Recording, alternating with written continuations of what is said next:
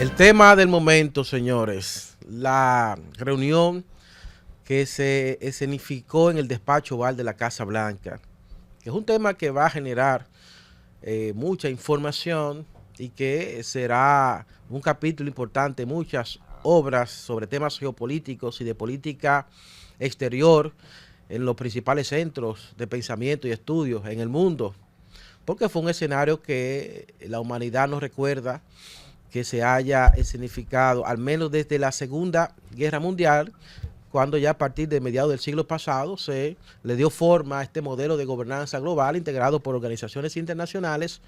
por consensos y por la creación como la Unión Europea, que ha permitido que ese conjunto de países europeos articulen políticas comunes a los fines de homogeneizar sus formas de gobierno, pero sobre todo garantizar el respeto mutuo de sus límites fronterizos y sus soberanías.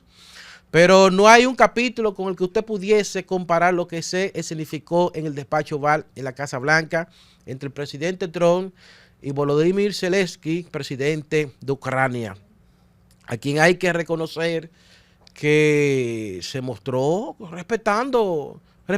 todo esto que ha acontecido en Ucrania. Porque inclusive se le ha criticado la forma de él vestir. Pero hay que recordar que Volodymyr Zelensky tiene 3 años vistiendo con esas características y vistiendo de negro en honor a los miles de soldados ucranianos caídos en el campo de batalla, como una especie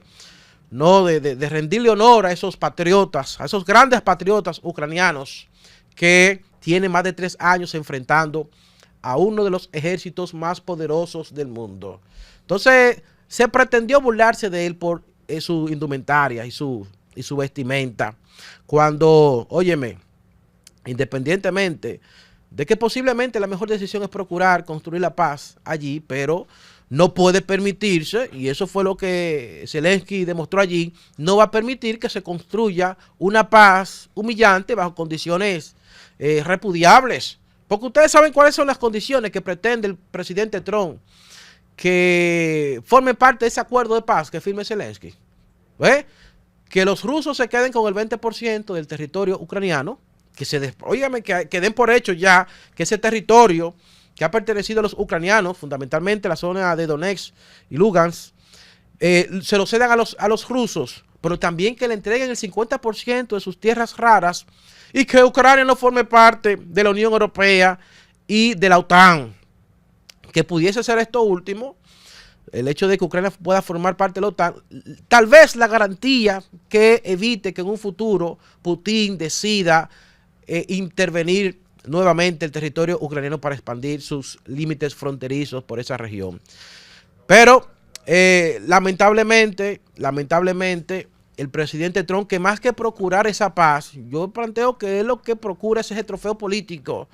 lograr una paz coyuntural, a sabiendas de que no sería duradera, para exhibirse como el defensor de la paz y de los consensos en el mundo, sin miramientos a la afectación y al daño que ocasiona a los intereses geopolíticos de los Estados Unidos, porque él se ha colocado más del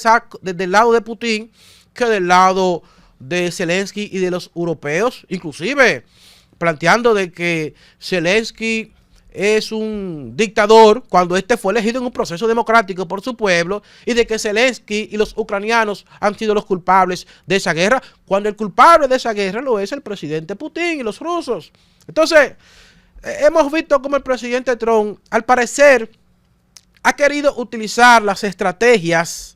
y las dinámicas propias de la negociación empresarial para llevarlas al escenario de la negociación política y geopolítica, cuando una cosa no tiene que ver con la otra. El Zelensky, que estuvo en el despacho oval, no estaba vendiendo el 20% del territorio ucraniano. Él estaba representando la historia de un pueblo glorioso, la historia de un pueblo corajudo, la historia de un pueblo heroico, en una guerra que Putin planificó que en 3 días la iba a convertir en una victoria, y ya tiene 3 años. Y esos 3 años no son más que el resultado, obviamente, del apoyo occidental, fundamentalmente la Unión Europea y sobre todo los Estados Unidos, en materia de suministro de armamentos, de municiones, de sistemas de defensa, inclusive de aeronaves, pero sobre todo ha sido como resultado de la voluntad de los ucranianos a defender su territorio, a defender su derecho a ser libres y no vivir bajo el yugo de una Rusia que cuando formaba parte y era la Unión Soviética tenía y subyugó ese territorio por décadas, pero que ya en estos tiempos donde esa Ucrania está más cerca de Occidente que de Rusia, simplemente la voluntad mayoritaria que hay allí es la de que ellos deben ser una nación independiente y de que no deben tolerar volver al yugo soviético. Yo creo que necesariamente habrá que la necesidad de integrar otros actores más allá de los Estados Unidos y del propio Zelensky. Y en esa dirección vimos cómo la Unión Europea decidió dar otro paso al frente, a rápidamente convocar una cumbre en la que participó el primer ministro de Canadá, la presidenta de la Unión Europea y el propio Volodymyr Zelensky. Una cumbre con la que ratificaron su apoyo a Zelensky, pero sobre todo ratificaron su compromiso de mantener y garantizar el suministro de armamento a Ucrania, porque si los Estados Unidos deciden retirar ese apoyo militar a Ucrania, posiblemente Rusia pueda alcanzar la conquista de más territorios y eso pudiese representar mayor peligro para Europa, porque en esencia lo que está en disputa allí no es un enfrentamiento entre los ucranianos y los rusos, no. Lo que está en disputa allí, señores, es la democracia frente a la tiranía, los derechos políticos y civiles frente a las conculcaciones y vejaciones. Lo que está en disputa allí son los valores occidentales frente a una Rusia que no cree en esas libertades, en una Rusia dirigida por un régimen dictatorial y por una oligarquía que se considera dueña de un destino mesiánico histórico, como lo concibe ese grupo político que lidera el presidente Putin.